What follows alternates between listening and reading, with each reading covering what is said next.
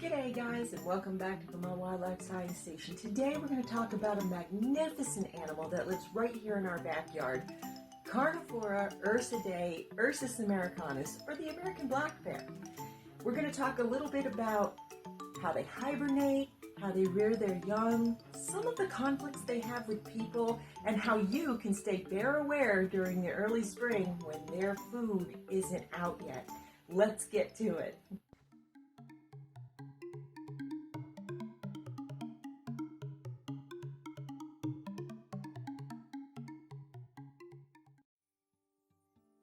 The American black bear is endemic to North America.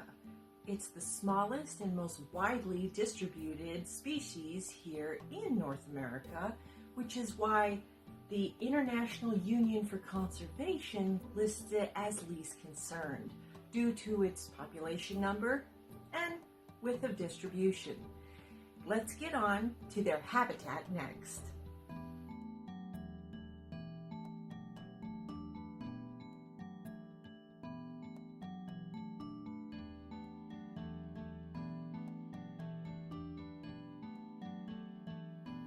So let's go into habitat a little bit, guys. Black bears prefer areas with relatively inaccessible terrain, thick vegetative undergrowth, and large quantities of edible material. And although found in the largest numbers in wild, undisturbed rural regions, black bears can adapt to surviving in some numbers in peri-urban regions that contain easily accessible foods and some vegetative coverage. So whether you're urban or rural, you're going to see them too. In the northeastern part of the range, prime habitat consists of hardwoods such as beech, maple, birch, and conifer species. Corn crops and oak hickory mass are also common sources of food. Next, let's get into the description of the black bear.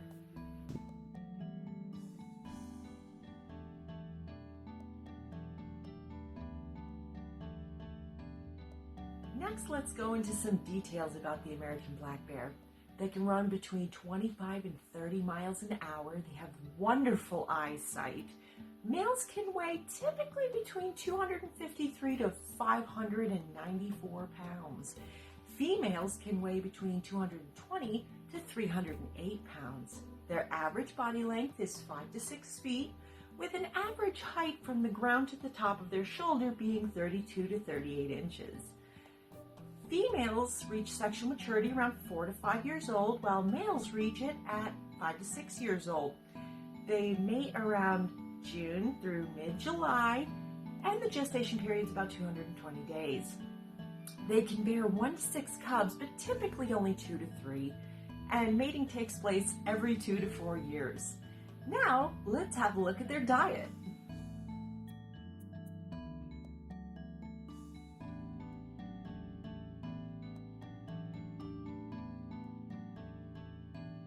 Let's talk a little bit about the American black bear's diet. It consists of 85% vegetation made up of grass, fruits, and nuts.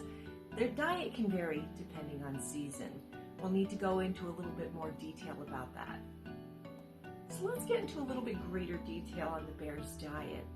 Bears have a wide range of diets spanning throughout the year, from post-hibernation to preparing for hibernation. Now for post-hibernation, they wake up, there's not much plants and vegetation going on, so they mostly eat carrion, which is already dead animals, or they actually actively prey on younger animals, and that is including livestock, but we'll talk about that a little later on. In late spring, they love to eat new shoots and grasses, wetland plants and forbs. Now, grasses and new buds from trees help them build muscle and skeletal strength after hibernation. Summer, it's largely fruits, berries, and soft mass. And then in autumn, they start hitting the heavier, more harder fruits like apples and pears. They love hazelnuts, oak acorns, and they'll even raid the nut stores of squirrels and chipmunks. So they really go pretty hard just before they go into hibernation, guys, because they have to put on those pounds, they have to put on that muscle, they have to put on that fat just before they sleep. Because they do sleep for about 3 months of the year. That's pretty crazy. We'll get into a little bit more about hibernation after, but let's go into another section of their diet.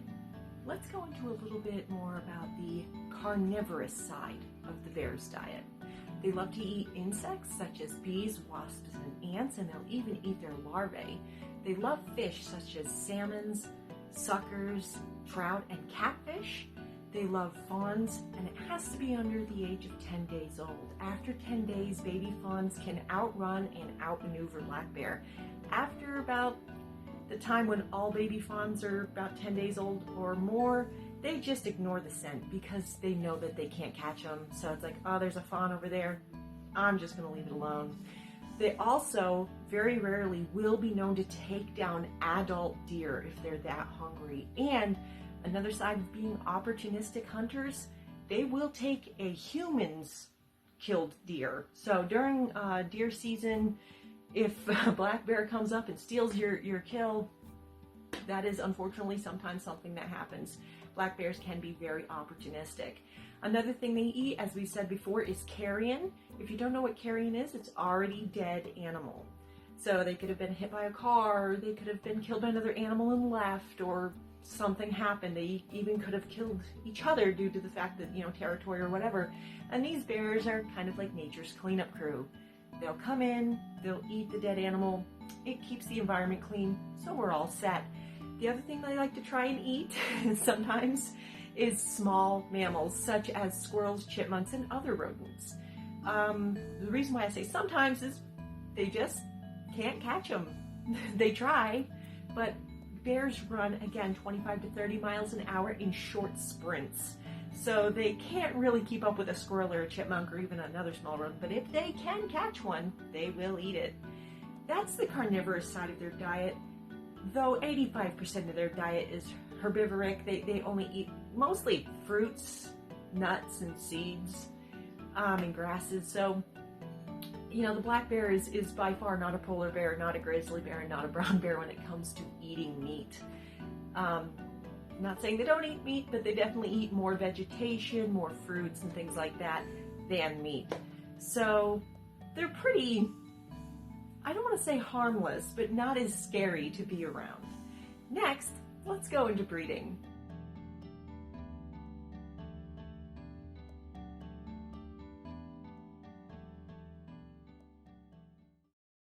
Next, let's take a look at some of the breeding details of the American black bear. Breeding takes place, as we've said before, in the summer months between June and mid-July. The fertile egg doesn't implant itself into the womb until autumn. Birthing takes place in about January, February during hibernation. Cubs are born blind and only about 8 to 12 ounces in weight. They wean at about 6 to 8 months old, but will remain with their mom for another hibernation season. The following spring, they leave their mother to avoid aggressive males coming in to mate. So cute, but definitely avoid baby bears if you can. Mom can be just a little aggressive sometimes. Next, let's go into some of the other details of the American black bear, one of them being lifespan. The American black bear can live up to 25 years of age. Isn't that amazing?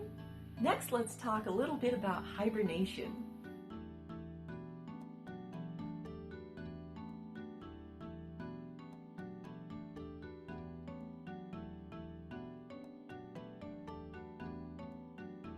Let's talk about some of the fascinating facts about black bears during hibernation season. Now, typically, black bears enter their dens between the months of October and November. Their dens are comprised of hollowed out tree cavities, under logs, large rocks, in mud banks, in caves, culverts, and even shallow depressions. Now, the bear's metabolic rate drops to about 1/4 of its basal metabolic rate when it's not hibernating, which I think is absolutely fascinating. This decrease in metabolism doesn't affect the bear's ability to heal injuries it got pre-hibernation. Now, the other fascinating fact here is their circadian rhythm.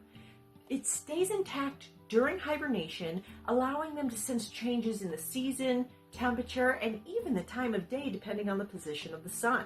This allows them to wake up at the appropriate time so they don't wake up too early, have issues eating, starve maybe, or wake up too late and miss mating season. This also helps them conserve energy.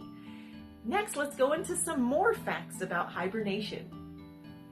Another fascinating fact about black bears during hibernation is they have an amazing physiological adaptation in their system, which allows them to turn off their ability to excrete urine and feces while they're sleeping. This prevents them from getting infection due to the fact that they can't properly groom themselves. Now, post-hibernating bears tend to take about 3 weeks to wake up fully after coming out of their dens. The reason for this is that their metabolic rate is trying to acclimate to being active again. The emergence of bears from hibernation can vary depending on a few factors. These factors tend to be temperature, whether or not their hibernation area has been flooded, or if they're hungry. Pre-hibernating bears, if they don't eat enough, they're going to get hungry earlier, and then they'll wake up earlier. It's going to become difficult for them, and it can play on a few bad factors that we might get into later. Now, northern bears, such as the ones here in Vermont, factor depending, start emerging between March and April. Now, if they're really late, they're going to start emerging in May, but mostly it's March and April.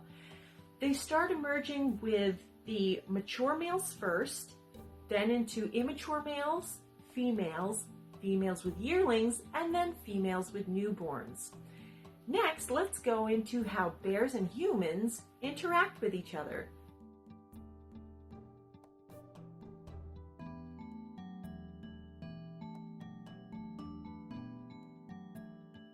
Human-bear relationship can be kind of a tense subject. Fatal attacks on humans are rare, but not unheard of. Black bears often try to avoid confrontations with people as much as possible. Although encounters are common due to the fact that they have high population numbers, black bears rarely, if ever, try to attack. Their first method to try and get away from you is to do mock charges, emit bellowing sounds, and swat at the ground with their paws. This is to scare you away. That's really all they want to do. Aggressive encounters with black bears rarely lead to serious injury. Another fact between humans and bears is that black bear attacks are often motivated by food and hunger rather than territoriality. This means that the victims have a much better chance of survival. Now, unlike brown bears and grizzly bears, black bear mothers aren't as protective of their cubs, so they won't generally attack somebody within the vicinity of their cubs. However, this doesn't mean that those attacks don't occasionally occur. If you were to go up and touch a black bear's cubs, she's going to get mad and you're going to get hurt. So give the family a wide berth, appreciate them from afar, and don't try to play with the babies. The majority of black bear attacks usually takes place in national parks.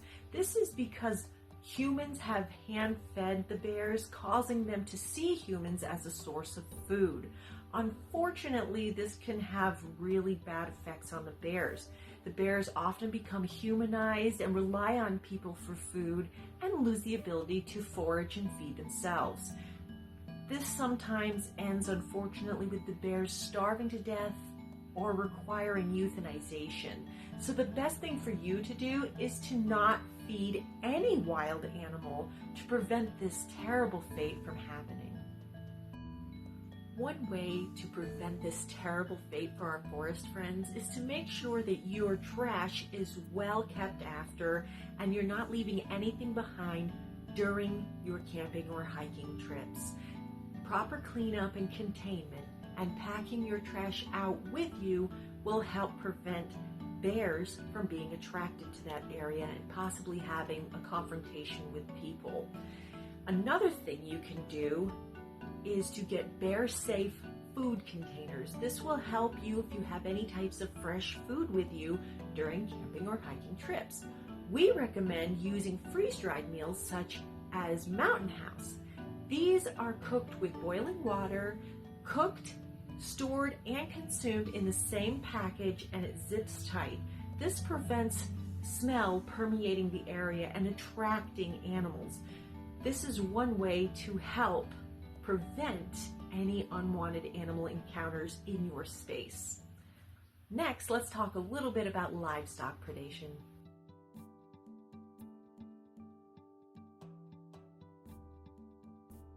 Let's talk a little bit about livestock predation. Now, during spring, when natural food sources are a little bit more scarce, it's not uncommon for bears to start going after livestock animals. Although they can take out something as large as a horse and cow, they mostly try to stick with the smaller animals like sheep, goats, pigs, and even calves. So it's best for you to use things such as electrical fencing and keep your animals well protected during this time of year. Next, let's address crop rummaging.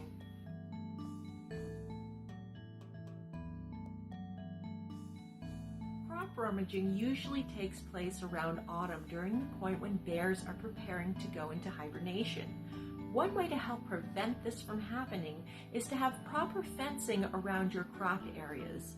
Another great idea, especially if you own a very large expanse of land, is to pick a space furthest away from your crops and living area and plant natural food sources in high quantity for the bears. This will keep them out of your space and still provide them with the much needed nutrition they need before they head into hibernation. Apple, pear, and a wide variety of nut trees and berry shrubs will provide an adequate source of food, deterring bears from entering your croplands. Again, remember to never feed any wild animal directly. Making natural food source areas on your property will aid in preventing human-animal conflict. Another great thing to do would be to add a small water source to these natural feeding areas to deter bears from coming into your space in search of a drink. If you would like to learn more on how to prevent bear and human conflict, please contact your local wildlife ranger or wildlife game warden and ask for information from them. Next, let's talk about a little bit of why bears are so important to keep around.